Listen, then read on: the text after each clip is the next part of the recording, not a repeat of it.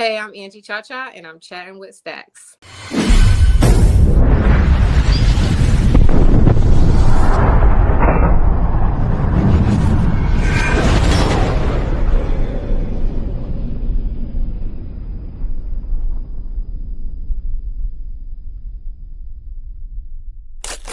Welcome to this episode of Chatting with Staxx. I'm your host, Bill Staxx, and today I got Angie Cha-Cha. Learn how to be a man in the street.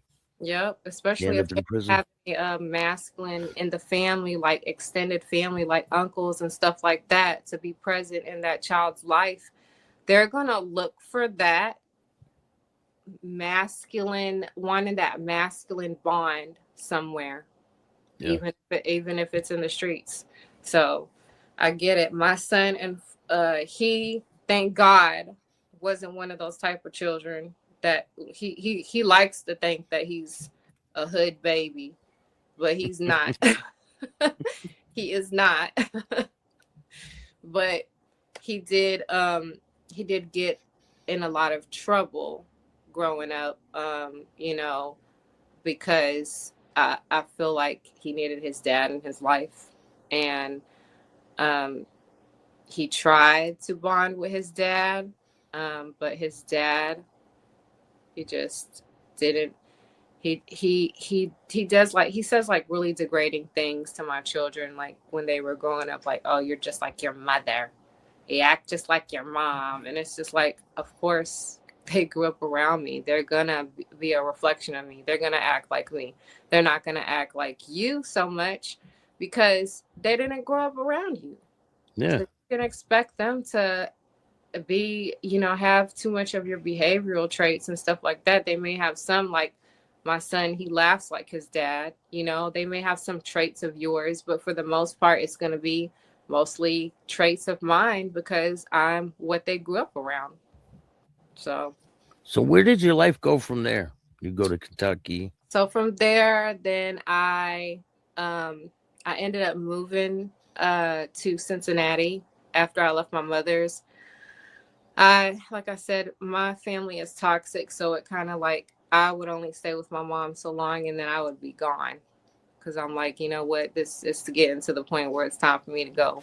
Need a break, right? Yeah, I can only deal with them in increments, but now it's to the point I don't deal with them at all. I didn't cut them all off because I'm damn near 50, and I'm just not doing it no more.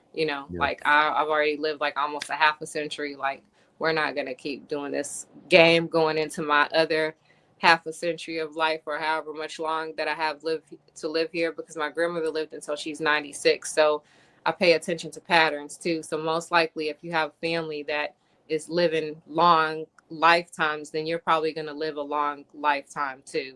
If you have family that dies a lot at a young age, then you're probably going to die at a young age too. So hopefully not, because I got a lot of family that dies at a young age. Hopefully not. Yeah, so we're trying to hang on. Yeah, but as long as if you pay attention to that pattern and what causes the deaths to happen at a young age, like maybe it's health issues that your family pass on, and you target that and you adjust it, then you can definitely beat that. You know what I'm saying? Cycle, yeah, you could beat the cycle. You got to pay attention to the patterns, just like they say, like if you want to tell how a woman is going to look when she gets older, you look at her mother. You know what I'm saying?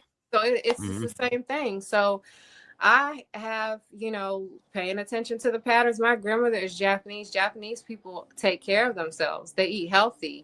These people are eating rice, vegetables, fish, stuff like that. So it's like, yeah, I'm not really too much eating that type of diet like my grandmother did because I'm American. But, I do pay attention to what she did and how she took care of herself and was able to preserve herself for as long as she did. So it's like, okay, I'm going to follow in your footsteps the best that I can, so that I can sustain life here too, as long as you did. So, but yeah, so I ended up leaving there, and I went to Cincinnati to stay with my dad. I was just like, Dad, like my dad was trying to sell me on Cincinnati when I got there. He was just like, I went to go visit him once, and he was just like, yeah, he goes, look at this. And, they got Puerto Rican parades here, every year we could go to the Puerto Rican parade. Like my dad was just super excited and wanted to just like bond with me because he really didn't do that, with me growing up. And then now that I have children, and I was the first and the only child of his that gave him grandchildren. My dad, unfortunately, he passed away last year.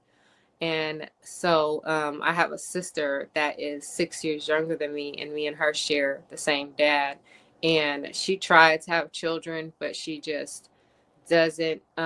She has like medical issues that have caused her to, have miscarriages and stuff like that. So she unfortunately wasn't able to give my dad grandchildren. And so like my dad kind of like just grasped in on me and my children, like, wanting to spend that time with us. And so I talk to my children because I always, let them be included on decisions, especially like moving, and like, what do you guys think about, Cincinnati? Do you guys want to come here? They're like, yeah. So we go there to live and it was not a good, it wasn't a good place, because my dad was living like in the studio that they transformed into an apartment. So it had a toilet, but it did not have a bathtub. So like we're sponge bathing ourselves from a bucket. There's a concrete floor in the bathroom with the drain, and we're sponge bathing ourselves, and that's how we're taking baths. Okay. You can only do that so long. Yeah. Right? And I just was like, oh my God, like what? I did not think this. I was not thinking this. I just wanted to get away from my mom, but I was like, I did not think this deeply. But I ended up being able to get an apartment. My sister was actually living in Louisiana when Hurricane Katrina happened. And so that was around that time. And so what I did was I called her and I was like, girl, I said, I'm applying for this apartment. And I said, but I could get in faster if I am a Hurricane Katrina victim. And I was like, so I said, is it okay if I just use your address and say that I was living down there where you live at so I could get this apartment? She goes, Angie, that's just so messed up. These people really, are suffering and going through stuff. And I said, okay, girl, I am too. Like, and I was like, we up over here taking damn sponge baths in daddy's damn bathroom. He ain't got no bathtub, girl. And I was like, I just want to get a place for me and my children. I don't want to go back and live with mama, and I don't want to live with and live like this with dad. Like, girl, like, I need you to just get out your damn feelings and stop worrying about other people and worry about your sister and your niece and nephew right now. That's what I need you to do. And so she was just like, okay, fine. She was like, you are just so ghetto. And I was like, girl, shut the hell up and just give me your damn address. Like, girl. Did it work? Did it work? Like, let's not act like people don't do scandalous stuff, like look, when you are a survivor in this world, you figure out a way to get what the hell you need in life, okay? Yeah. And you're not out here thinking about nobody else's damn feelings or what anybody else is going through. Girl, them people is gonna be okay. FEMA gonna help them. They gonna be all right too. Shit, let FEMA help me. The hell? Right. So I got in the apartment and I was able to get a 4-bedroom apartment. And so then my dad ended up moving in with me. And that's you need to take a shower too, right? Yeah. Now we can take a shower in the bathtub, right? So, like, because I told my dad, I said, Dad, I was like, you gonna come stay with me because you're not staying in this damn apartment. I was like, I'd be damned if I leave you up in here and you over here giving yourself cat baths and stuff inside your damn raggedy ass bathroom. Like, we not doing that. I said, come live with me. I said, I got 4 bedrooms. You could have one of the bedrooms. You're gonna be okay. Like, it's gonna be cool. So my dad came and he lived with me. And that's where I met my last child's father. So I ended up having my last child there in Cincinnati. And me and him, we stayed together for a couple of years. When our son was 2, then I ended up breaking up with him and moving on with my life because I went through a period of my life where, like, some things from my past was resurfacing. And so I had been sexually abused by my cousin, which is one is on my dad's side of the family. And my cousin is 7 years older than me. And ever since I started like having like flashbacks from when I was younger, like when it all started. Because when I was like 16, I went to go visit my dad. He had got out of prison. So me and my sisters went to New York, and my dad and my cousin came out and greeted us as soon as we came. Cause like in New York, they got these tall ass damn buildings in the hood. And so like we inside of the elevator, my granny lived all the way on the very top on the 16th damn floor. So like we in the elevator going up to the 16th floor. And as soon as we get out, you know, my dad and my cousin out there greeting us in the hallway. So my dad ended up going inside of the house inside of my granny's apartment with my sisters and my cousin. It was just me and my cousin out there. And so like he grabbed me and he was like kissing on me and stuff. And it was just a very confusing feeling to me, because I was just like, what is this? Like, what is going on? And then it started like I started remembering things from when I was younger. And I was like, I remember one time when I was 7, and mind you, he's 7 years older than me, so he's 14. He came over to visit, and they didn't come over often. Mostly, if anything, I went to their house, but they didn't come over to our house too often. And I remember crawling underneath my bed because I had stolen some Tootsie Rolls, and I hid them underneath my bed. And so like I'm telling my cousin, you know, like I got some candy, you know, and I'm going underneath the bed to get the candy. And I remember him kissing me on my mouth. And so like during the time that I was with my last child's father, all of these things started resurfacing.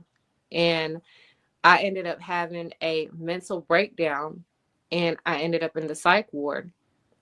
And so when I got out, I told my whole family, my mom's side, my dad's side, what my cousin did to me and where it started. I told them about when I was 7.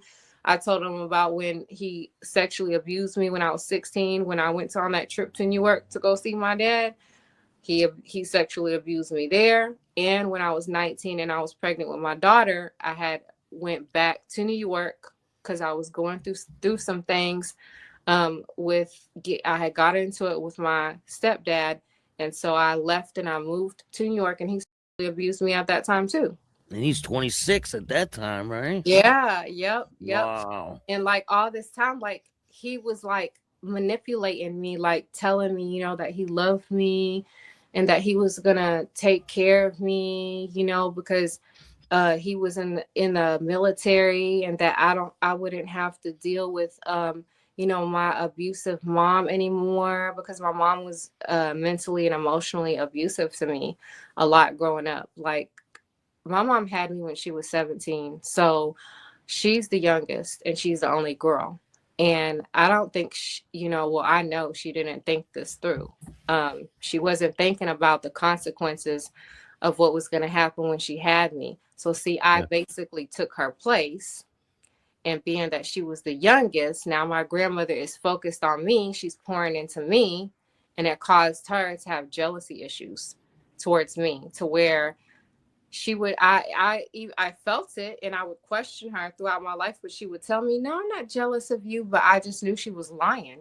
And to this day, she'll say the same thing, that she's not jealous of me, but I know that she's lying because I took you know? So I ended up dealing with, you know, all of that, you know, with my cousin and stuff like that. And so like after I got out the hospital, and you know, I'm over here sending text messages and emails to all the family members, because it's like, I need to get this off my chest. Like, y'all need to know what he did to me.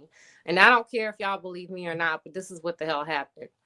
And so the father of my child, I remember before I went into the hospital, I was sitting on the kitchen floor, and I had this big ass piece of white paper, and I was just drawing disturbing images of myself naked, with a gun and a knife, and wanting, you know, images of me wanting to end my life because I was in a suicidal thought process. And mind you, I'm butt ass naked in the middle of the night on the floor, on the kitchen floor, doing this. Okay. Like anybody with common sense and anybody that had a damn heart would see something is not right and you need some help. Right. This motherfucker looked at me and just went right back to the room and went to bed and went in like nothing. Yep. Nothing. And that was what's caused me to end that relationship. And so after I ended that relationship with him, my son was 2. That's when I ended up meeting the soulmate that passed away in the motorcycle accident a couple years later.